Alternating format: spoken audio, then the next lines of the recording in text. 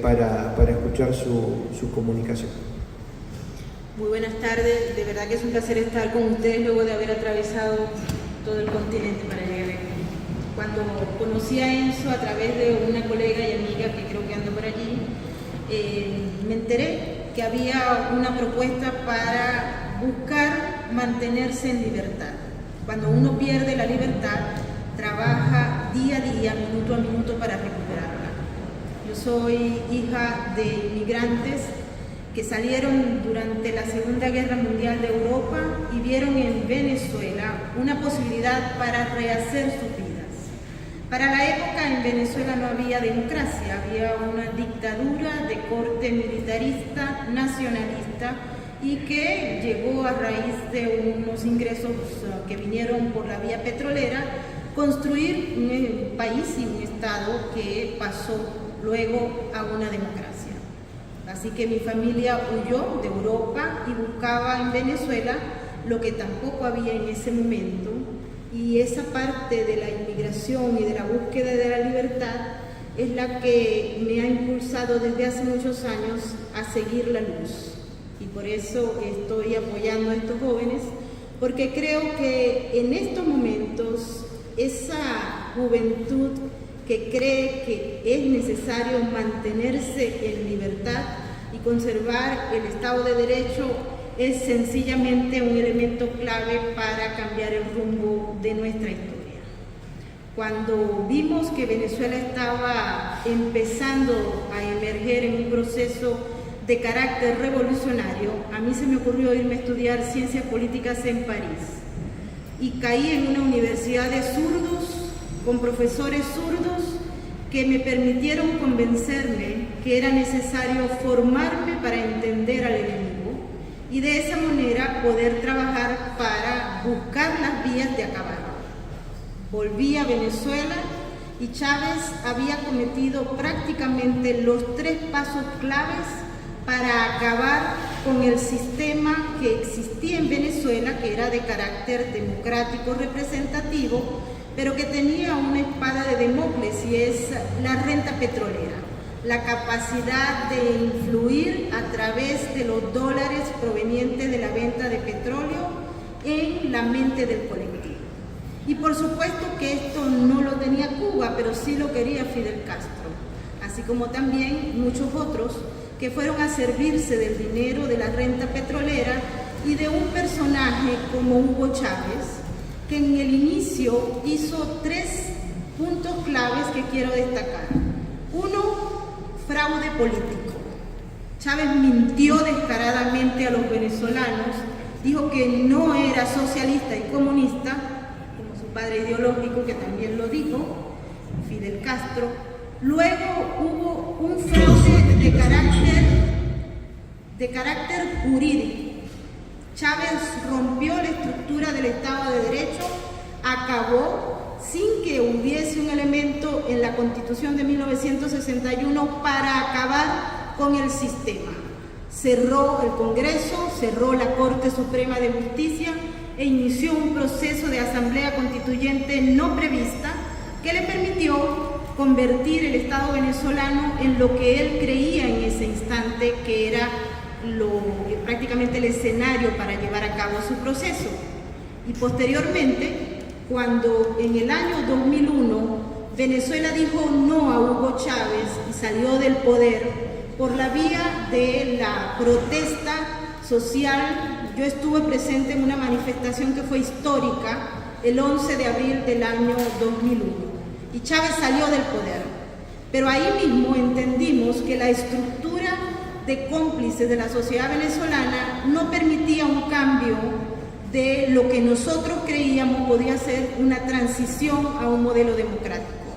Chávez acabó con la industria petrolera, exprópiese, votó al talento y al mérito construido con los dineros bien gastados de la renta petrolera. Más de 20.000 expertos en el manejo de la industria petrolera fueron echados por Hugo Chávez sin prestaciones y prácticamente expatriados. Luego creó el fraude electoral que es el que tal vez el producto que la revolución bolivariana ha exportado con mayor éxito. Creó un software, un Consejo Nacional Electoral construido a su propia idea de lo que debía ser un mecanismo electoral que lo ratificara en el poder hasta su muerte, y creó una empresa que posteriormente se convirtió en un elemento clave para que sus asociados, esos miembros del Foro de Sao Paulo, conquistaran el poder. Y lo hizo, transformó toda la estructura, y todo esto no hubiese podido ser posible si Hugo Chávez y su gente no hubiese controlado no solamente la narrativa, sino la estructura cultural de Venezuela. Cambió los símbolos patrios, se confundió con Jesucristo y con Simón Bolívar, y de inmediato empezó una especie de epopeya internacional que lo llevó a compartir con los seres más despreciables de este planeta, desde Saddam Hussein hasta Gaddafi, desde Bashar al-Assad hasta Fidel Castro. Todos pasaron por Venezuela. Allá en Venezuela nosotros hemos tenido la oportunidad de recibir a todos los asesinos que tienen el poder político a nivel global. Hugo Chávez se encargó de establecer una serie de alianzas estratégicas que le permitieron construir, y esto quisiera que lo entendieran como nosotros lo hemos planteado luego de varios estudios que hemos realizado con gente que lamentablemente no ha podido estar acá, pero que ha enviado una propuesta para que los jóvenes de este foro puedan ser formados en elementos claves para entender al enemigo. Hugo Chávez planteó un modelo que se nutrió del cubano y de muchos otros, que se ha convertido en un sistema complejo adaptativo. Sistema complejo adaptativo, porque se adapta a las circunstancias a través de un modelo que ellos manejan que se llama triple R, y con el manejo de todos los otros elementos del control del Estado y la unión cívico-militar, que es muy importante, la unión cívico-militar. Escuchen esto, Hugo Chávez era militar, hoy en día tenemos a Nicolás Maduro. Todo esto que ha pasado en Venezuela con la construcción donde la responsabilidad de la sociedad se unió a un modelo donde los militares han jugado un rol fundamental. Hugo Chávez fracturó la Fuerza Armada, construyó y dividió al país en 12 unidades que representan el elemento más difícil para recuperar la transición hacia una democracia. Pero no solamente eso, utilizó los mejores consejos de sus aliados estratégicos para hacer espionaje a los opositores, a la prensa, a sus propios miembros y también, obviamente, a los militares. En Venezuela todos somos terroristas domésticos hasta que se demuestre lo contrario. Yo me fui de Caracas a Nueva York pensando que podía escapar del sistema, pero no. El sistema nos requiere a todos, a los que somos, según la narrativa chavista, agentes de la CIA afuera y los que están adentro. Todos tenemos expedientes, porque estamos inmersos en un estado en el que no existe la posibilidad de pasar a formar parte del conglomerado si no tienes un expediente en el DIGESIN, en el SEBIN, en la DICIT o en cualquiera de los instrumentos de inteligencia del régimen. Les podemos advertir que lo único en lo que la eficiencia es premium en la revolución bolivariana es en el sistema de espionaje heredado no solamente de Cuba, de la Unión Soviética y ahora reforzado con China y con Irán, y también el sistema de propaganda que maneja y controla no solamente la narrativa, sino ya lo que el venezolano quiere o no quiere, piensa o no piensa. La revolución bolivariana ha trabajado en la psiquis del colectivo a través de metamensajes sumamente bien creados. Y como Venezuela, durante la era chavista y aún con la era de Maduro, para nosotros el sistema es uno solo, no hay dos sistemas.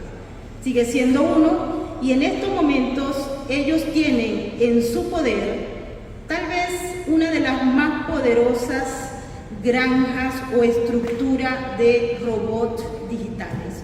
Utilizan la alta tecnología para llegar a la psiquis del colectivo. Utilizan todo el dinero y los expertos más importantes, no solamente de Venezuela, sino a nivel mundial, para seguir en el poder. Este sistema, este modelo que se adapta a las circunstancias de crisis, le ha permitido a Nicolás Maduro mantenerse en el poder. Los venezolanos hemos hecho todo. Cuando les digo todo, es todo, para salir de Nicolás Maduro, del chavismo. Pero no ha sido posible. Y esto es justamente porque en el caso de la naturaleza del sistema es adaptativo. Es complejo, pero es adaptativo, lo que indica que trabaja en redes. Y esas redes tienen cabezas que son independientes una a una, pero que están controladas por el centro del poder, que en este caso queda en Caracas y no queda en Miraflores, sino en el Fuerte Tiuna. Porque el sistema es cívico-militar con integración y prácticamente en los últimos años se ha visto el resultado de lo que es el sistema complejo adaptativo llamado Revolución Bolivariana o el socialismo del siglo XXI.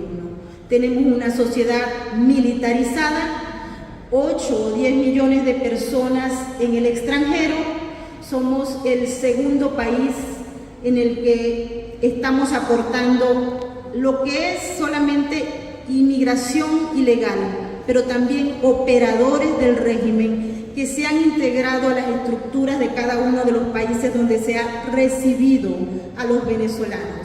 Y hasta la ayuda humanitaria es un elemento de la guerra híbrida que está viviendo Venezuela. No se escapa nada. En Venezuela no se escapa nada, el régimen tiene control.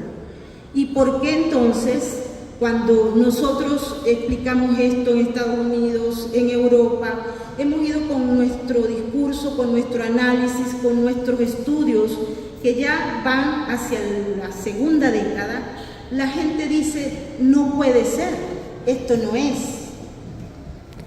Y el tema está en que al enemigo se le ha subestimado en algunos lugares y se ha sobreestimado en otros, pero no ha logrado la justa dimensión.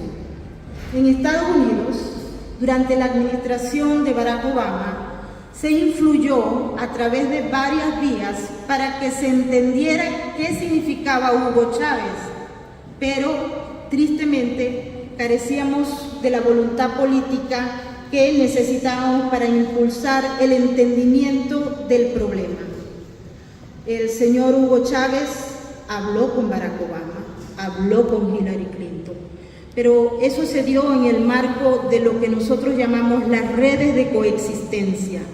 Él nunca hubiese podido llegar a las altas esferas si no hubiese sido por sus redes de coexistencia y por el lobby y los miles de millones de dólares que se pagaron a los cabilderos en Washington, en Nueva York y en cualquier otro lugar de los Estados Unidos y la Comunidad Europea para someter a todos esos miembros que toman decisiones políticas en Estados Unidos o en la Unión Europea para mantener y dejar que el régimen siguiera creciendo como una gran culebra que llevaba el cáncer hacia una metástasis que hoy en día pareciera ser incurable. Nosotros hemos hablado, hemos dicho y siempre se nos rechaza. Y se nos rechaza porque en Venezuela somos terroristas domésticos y vulgares radicales. Y afuera somos personas que no hemos entendido que hay que vivir con la tolerancia, que hay que vivir y entender al otro y aceptar esas posiciones. Tal vez ustedes no lo saben, pero Hugo Chávez empezó a hablar con los pronombres que hoy en día nos dan tanto escozor en el 2004, en el 2006. pero a la vez Hugo Chávez hablaba del islamismo, hablaba bien de Bashar al-Assad y estableció una serie de elementos que iban contrarios a la cultura del venezolano. Hoy en día tenemos el resultado, un nuevo hombre. Y un nuevo hombre en Venezuela, tenemos una cifra que nadie sabe si son exactas, pero antes éramos 22 millones, y luego en el Consejo Nacional Electoral éramos como 25 millones, y Chávez tenía, porque se creía un dios, y de hecho hay una religión chavista en Venezuela todavía viva, él creó votos para mantenerse en el poder, porque él sabía que el venezolano que era capaz de disentir no lo apoyaba. Nicolás Maduro creó votos, y por eso a lo mejor se creen dioses, porque al crear votos y que la comunidad internacional los aplauda, en esa misma medida pueden pensarse que son dioses. Lo hemos subestimado. Lo hemos subestimado, y creo que ese es el mensaje que les quiero dejar. La narrativa que se impuso en Venezuela está muy ampliada en un sistema de ingeniería social y lingüística que hemos logrado identificar. En Venezuela hay control de medios, como les digo, y la empresa privada prácticamente depende del Estado. No hay ninguna posibilidad de reconvertir el aparato productivo venezolano en estos instantes. Pero lo más triste de todo es que Nicolás Maduro logró superar los escollos que se presentaron desde el 2014 en adelante con la muerte de miles de jóvenes en todo el país y afuera. Ha logrado superar 10 millones de personas que se fueron del país. Ha logrado superar las acusaciones en su contra por su relación con el crimen organizado transnacional y los carteles de la droga. Ha logrado superar las sanciones y le ha permitido en estos momentos reagruparse con alianzas internacionales que le van a permitir, así como lo vimos en Brasil, así como lo vimos en Egipto el año pasado y como lo vimos tristemente en México, relegitimarse en el poder. Hay Maduro para rato, tristemente, así es que esta lucha que tenemos los venezolanos que amamos la libertad está muy lejos de concluir. Lo que sí es que en estos momentos tenemos diagnóstico y sabemos quiénes son nuestros propios enemigos. Sabemos que en los Estados Unidos no vamos a conseguir la voluntad política para entender el problema, porque esos tentáculos y esas alianzas están en la Casa Blanca. Pero vamos a seguir, porque como decían mis abuelos cuando se fueron de la Segunda Guerra Mundial a Venezuela, la libertad vale todo. Y nosotros vamos a seguir hasta el último respiro de nuestra vida luchando por la libertad. Gracias.